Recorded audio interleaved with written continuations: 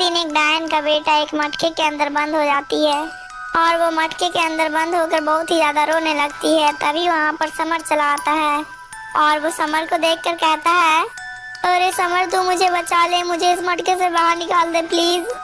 ठीक है मैं तुम्हें बचाती हूँ, लेकिन उससे पहले मैं थोड़ी देर में आता हूँ। इतना कहकर समर वहाँ से चला जाता है और वो वहाँ टाइम बम लेकर चला आता है और वो टाइम बम को मटके के पास रख देती है। तभी वो टाइम बम ब्लास्ट हो जाती है और डायन के बेटे की मौत वहीं पर हो जाती है। दोस्तों वीडियो को लाइक करके चैनल को सब्सक्राइब कर दीजिएगा।